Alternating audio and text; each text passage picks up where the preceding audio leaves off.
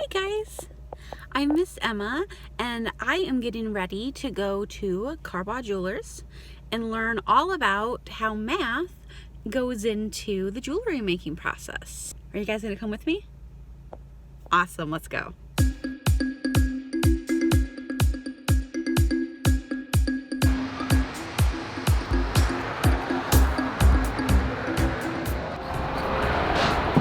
Well, hello there. Hi.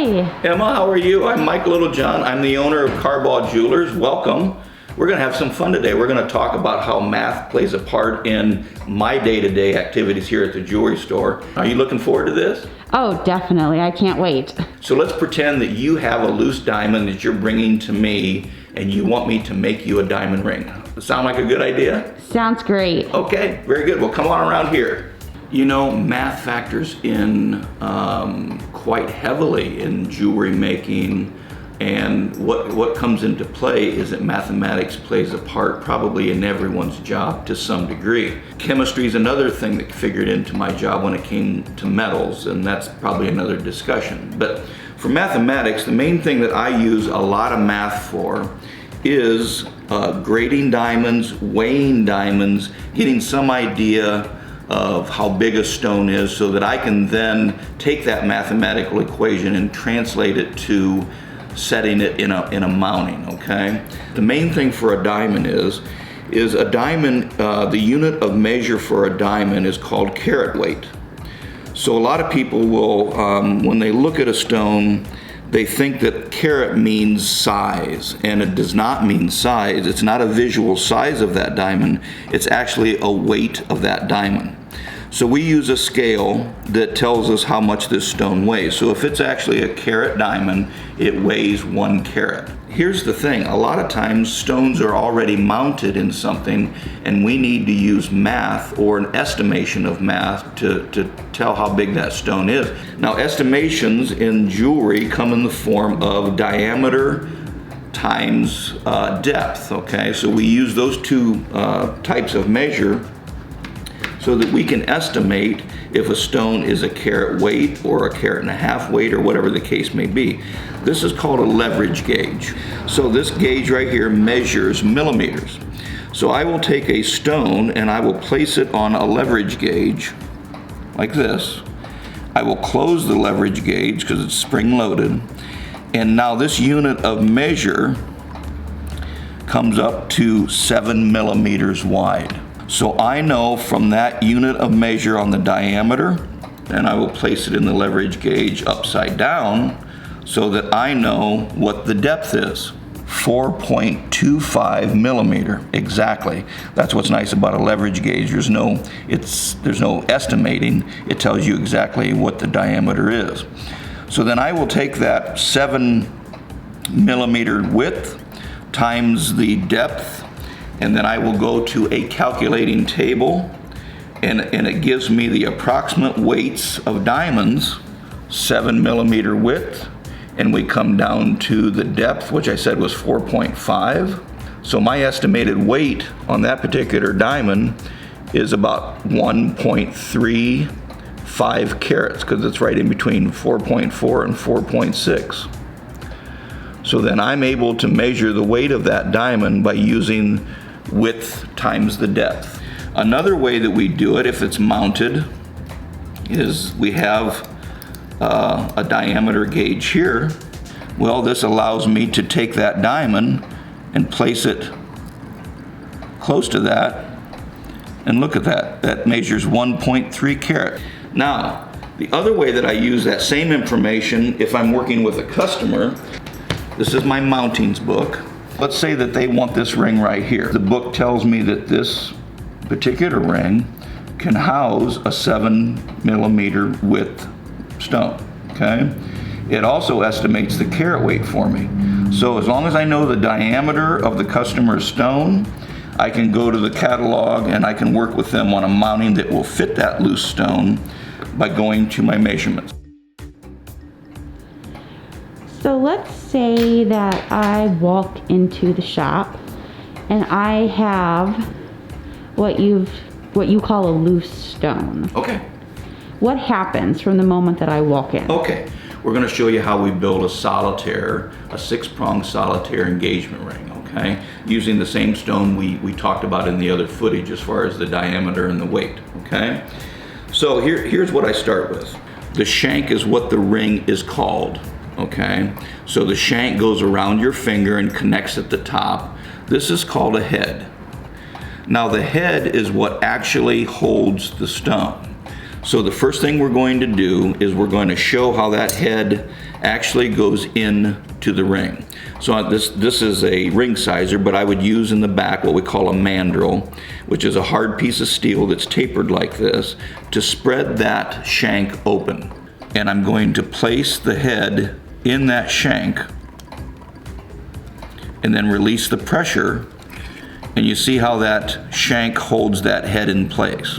We are going to weld that head in place before we do anything else. So let's pretend for a moment that it's been welded in place, it's polished and ready to go. This stone is what fits in this particular head. After the head is all put on. Okay, so now that the head is in the ring and we are pretending that it's been welded in place, okay? So we know where the diameter of the stone is. This is another unit of measure that uses the diameter, and we can also estimate it by using that, which is 1 1/4 carat to 1 carat 0.3. We know that that head is very similar to the size of the stone that you brought into me, okay? So that's how we start the process of making the ring. When we cut the seats for the seats are actually what holds the stone in place, okay? Now, we can talk about that when we go to the shop, but those are all angles that I cut using tooling to make that seat, which is what the stone sets down into. So we don't have any seats cut in this yet, but that stone is going to rest on a seat, and we'll take this ring to the back so that you know how a seat is actually cut for a stone, and then we can show how that stone fits down into that.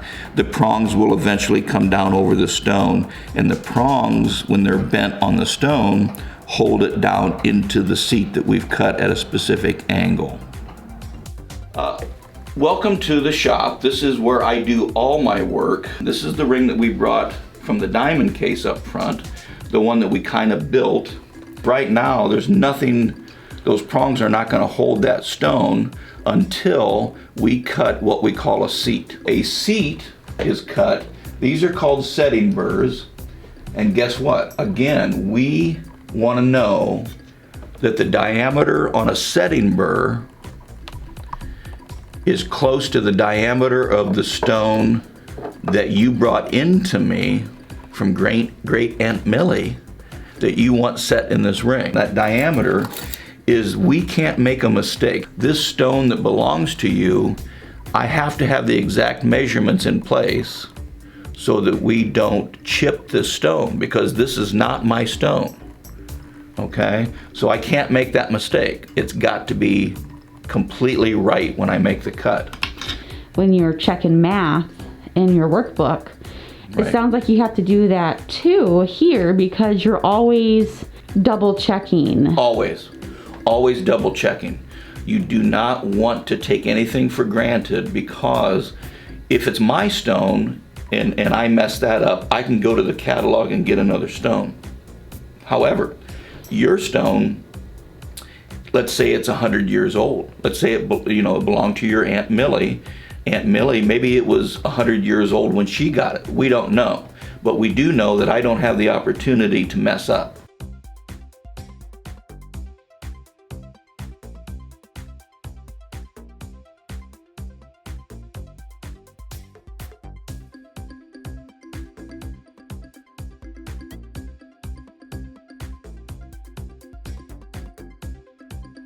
And then once the stone is set, then I will fold the prongs in on the stone and complete the process. So, what do you need to do this business? Like, what do you have to go to school for?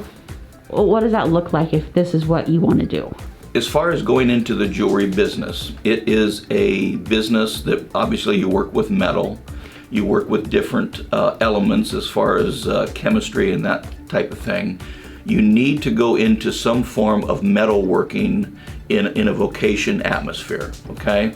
You need to learn how to weld, you need to learn how to certainly measure, you need to learn properties of metal, which is metallurgy. You have to learn how different metals react to heat and pressure and that type of thing. And then once you do that, then you can go to college and you can learn how the finer aspects of jewelry making takes place.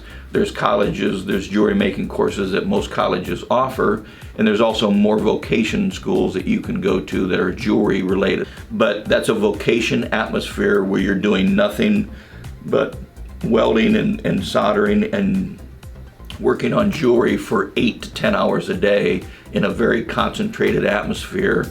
And then it's apprenticing. I happened to work for Bob Carbaugh for close to 18 years before I bought the business in 1997, which offered me the opportunity to learn the business in a day-to-day atmosphere, not only what is done here, but to learn the business from what takes place out front that we kind of talked about in the beginning. I was very fortunate to have done that and have somebody that taught me from that perspective. So again, you can go to school and you can learn, but you have to be able to put that information that you have, that education, you have to be able to put that into a day-to-day atmosphere and operation, because that's how you get better, is just day-to-day doing it.